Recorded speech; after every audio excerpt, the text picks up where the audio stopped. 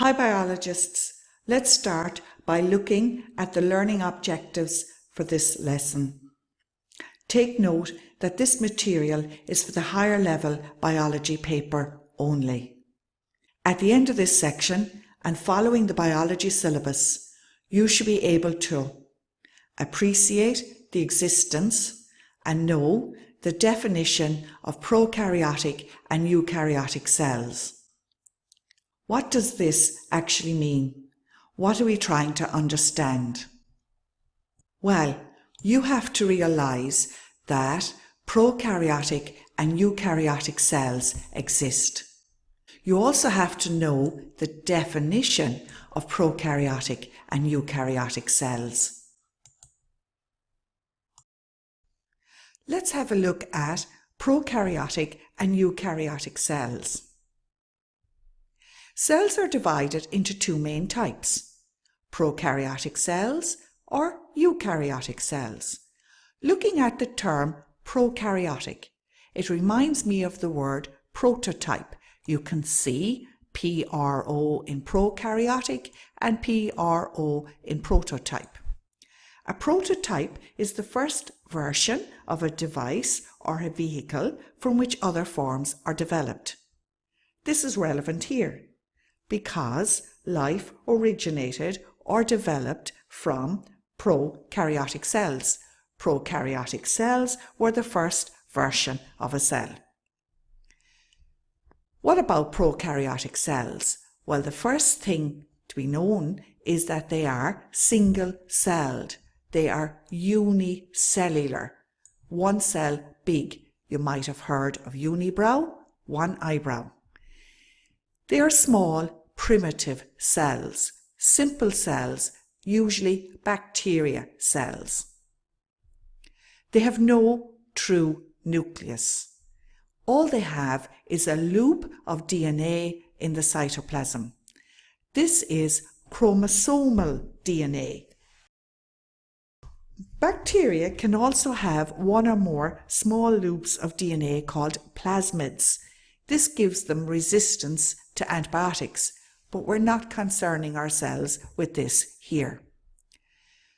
Prokaryotic cells, in other words bacteria cells, have no mitochondria or chloroplasts because bacterial cells are too small.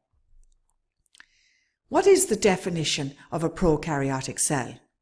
Well, as a heads up, make it your business to learn this definition. It is an objective of this lesson and specifically mentioned in the syllabus.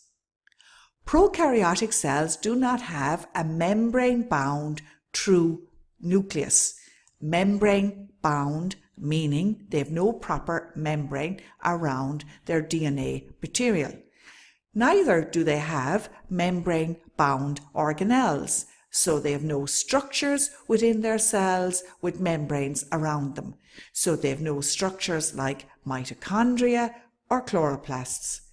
Basically, what's very important to realize is that bacteria cells, NB, very important, are the only prokaryotic cells that exist. What are eukaryotic cells? Well, eukaryotic cells have a true nucleus. Note here, UE in true, EU in nucleus, UE in eukaryotic. Eukaryotic cells have a true nucleus. As I say, EU, a true nucleus. You have a true nucleus in each of your cells. EU. So, as we've just said, the DNA is enclosed by a proper nuclear membrane. Eukaryotic cells have mitochondria or chloroplasts if they are plant cells. They are larger, more advanced cells. As we've said, they originated from prokaryotic cells. What is the definition of a eukaryotic cell?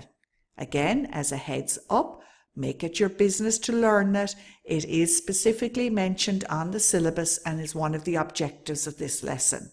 So, Eukaryotic cells have a membrane bound, they have a true nucleus with a proper membrane around it, and they have membrane bound membranes around them, membrane bound organelles like mitochondria and chloroplasts. So in a nutshell, all the other organisms, aside from bacteria, organisms like plants, animals, and fungi are eukaryotes, or they consist of eukaryotic cells. And there you have it.